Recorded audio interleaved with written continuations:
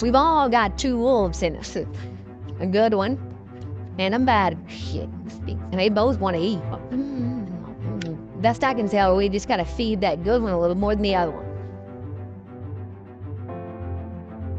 Happiness is an emotional response to an outcome. If I win, I will be happy. If I don't, I won't. It's an if-then, cause and effect, quid pro quo standard that we cannot sustain because we immediately raise it every time we attain it.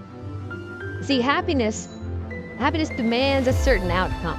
It is result reliant. And I say if happiness is what you're after, then you're going to be let down frequently and you're going to be unhappy much of your time. Joy, though. Joy is a different thing. It's something else. Joy is not a choice. It's not a response to some result. It's a constant. Joy is the feeling that we have from doing what we are fashioned to do, no matter the outcome. Now, personally, as an actor, I started enjoying my work, living, and literally being more happy when I stopped trying to make the daily labor a means to a certain end. For example, I need this film to be a box office success. I need my performance to be acknowledged. I need the respect of my peers. All those are reasonable aspirations, but the truth is, as soon as the work, the daily making of the movie, the doing of the deed became the reward in itself for me, I got more box office, more accolades and respect than I ever had before. See, joy is always in process. It's under construction. It is in constant approach, alive and well in the doing of what we're fashioned to do and enjoying. The easiest way to dissect success is through gratitude. Giving thanks for that which we do have, for what is working. Appreciating the simple things we sometimes take for granted. We give thanks for these things, and that gratitude reciprocates, creating more to be thankful for. It's really simple, and it works. And I'm not saying be in denial of your failures. No, we can learn from them too, but only if we look at them constructively, as a means to reveal what we are good at, what we can get better at, what we do succeed at. Life's a verb. We try our best, we don't always do our best. And since we are the architects of our own lives, let's study the habits, the practices, the routines that we have that lead to and feed our success, our joy, our honest pain, our laughter, our earned tears. Let's dissect that and give thanks for those things. And when we do that, guess what happens? We get better at them. And we have more to dissect. To get rich quick on the internet, rich is 15 minutes of fame world that we live in, and we see it every day. But we all want to succeed, right? So the question that we got to ask ourselves is what success is to us, what success is to you. Is it more money? That's fine. I got nothing against money. Maybe it's a healthy family. Maybe it's a happy marriage. Maybe it's to help others, to be famous, to be spiritually sound, to leave the world a little bit better place than you found it. Continue to ask yourself that question. Now, your answer may change over time, and that's fine. But do yourself this favor. Whatever your answer is, don't choose anything that will jeopardize your soul. Prioritize who you are, who you want to be, and don't spend time with anything that antagonizes your character. Don't drink the Kool-Aid, man. It tastes sweet, but you will get cavities tomorrow. All right, life is not a popularity contest. Be brave, take the hill, but first answer that question, what's my hill? Well, for me, it's a measurement of 5 things. We got fatherhood.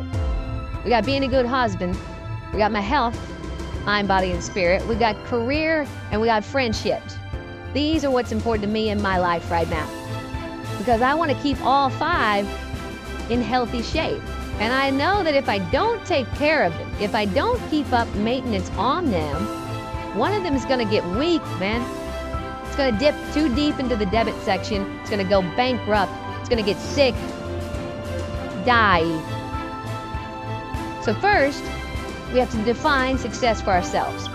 And then we have to put in the work to maintain it. Take that daily tally.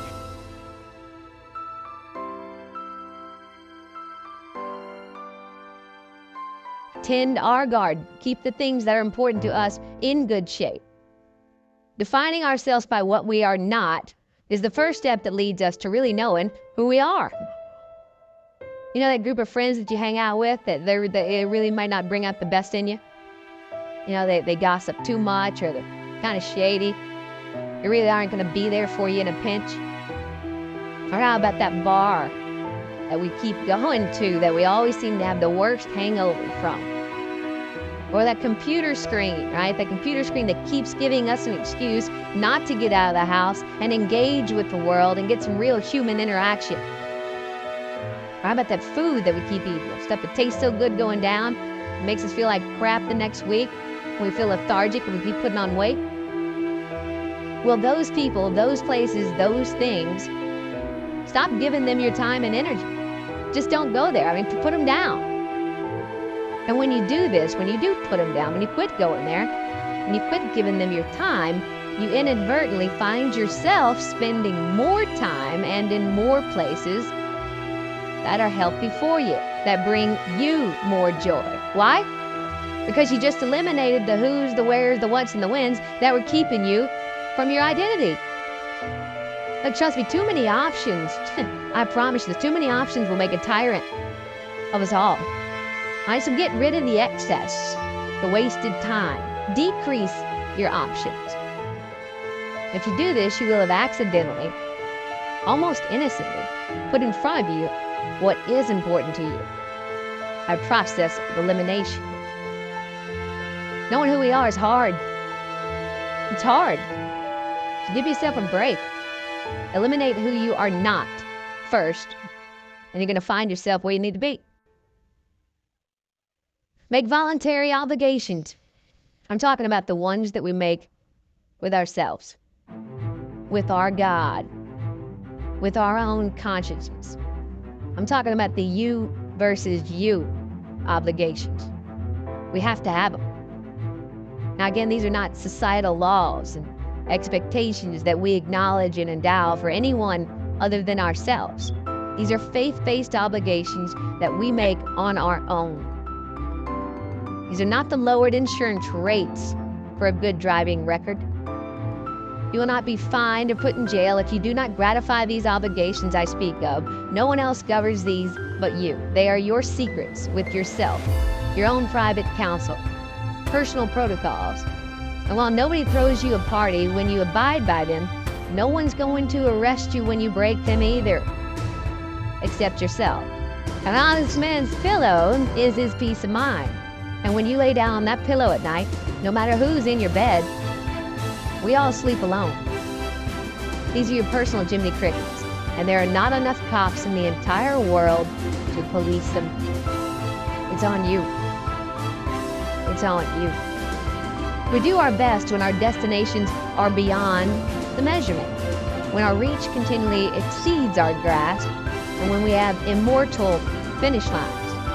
And when we do this, the race is never over. The journey has no port. The adventure never ends because we are always on the way. So do this, and let somebody else come up and tap you on the shoulder and say, hey, you scored. Let them run up and tap you on the shoulder and say, man, you won. Let them come tell you, you can go home now. Let them say, I love you too. Let them say, thank you. Take the lid off the man-made roofs that we put above ourselves and always play like an underdog.